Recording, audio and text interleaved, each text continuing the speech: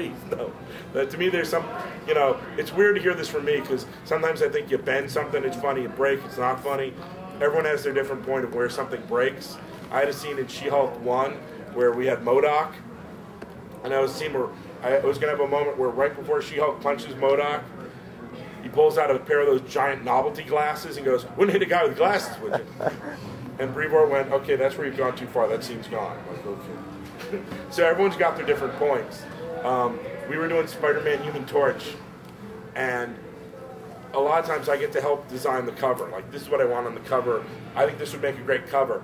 And for the cover for Spider-Man Human Torch #2, I really wanted a shot of Spidey, well, either Peter, Spidey, Human Torch, Gwen, Crystal, all at the coffee bean, all doing the fruit. Just kind of dancing in the coffee bean. And then you would see outside the coffee bean is Kraven the Hunter and all these animals, like, I'm going to get them. And I thought, that's exactly the mood we want for issue 2.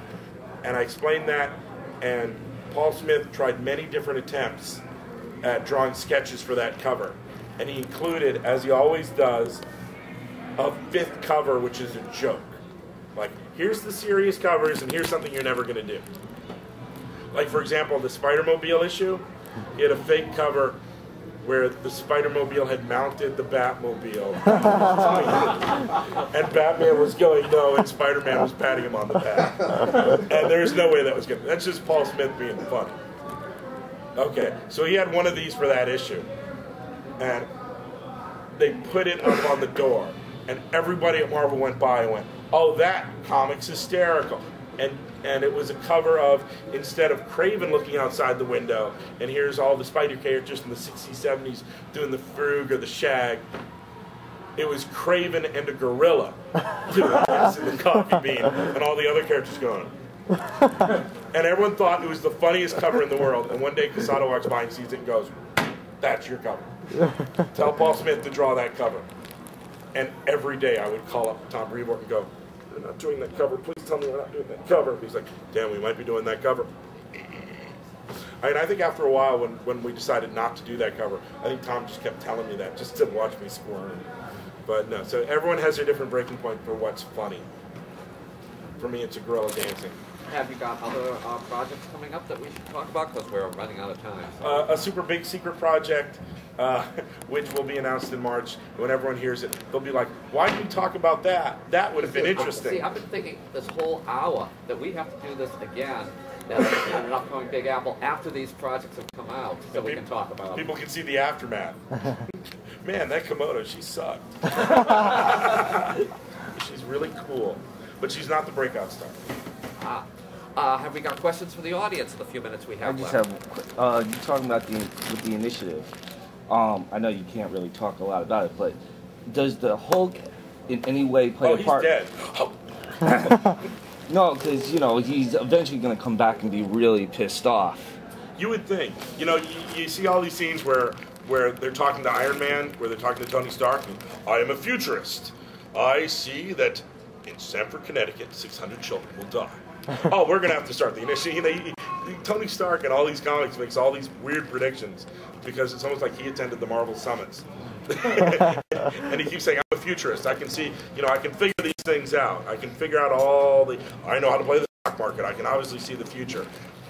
And yet the guy can see the future, takes the Hulk, puts him in a spaceship, and shoots him off in this. That won't come back to bite me. I'm a futurist. I can see. No, of course. Well, that's the big summer events. It's World War Hulk. So you're going to, and I'm not letting the cat out of the bag. That's World War Hulk that's coming this summer. And currently in the She-Hulk, we're doing Planet Without a Hulk, which is, it's when the cat's away, the mice play.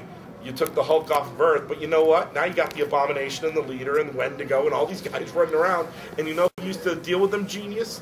The Hulk. And you shot him into space. Thank you so much. So now, for 4 issues, we have She-Hulk running around trying to fill in the void and fight all the guys the Hulk should be fighting. And that's kind of fun.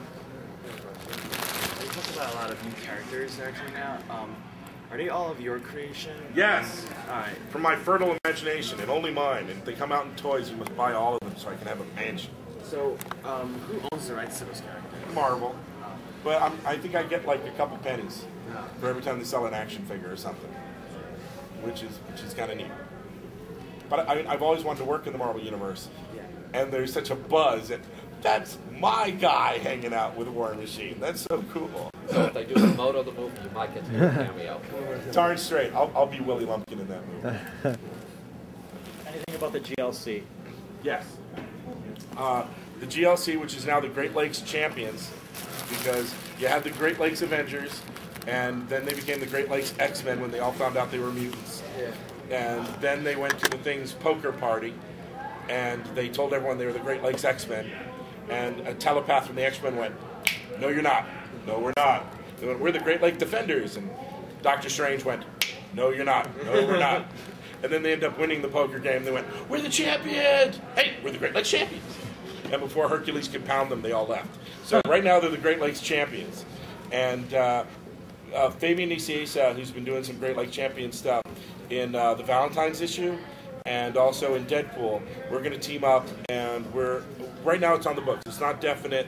I think we're already scheduled. It's all about our schedules, if we have the time to do it. Do Deadpool versus the Great Lake Champion Summer Spectacular Fun Hullabaloo Swimsuit-orama. Actually, Paul Pelletier said he would come back no matter what his schedule is like on his FF commitments if we could do Big Bertha in a swimsuit, because he wants to draw that. Thank you.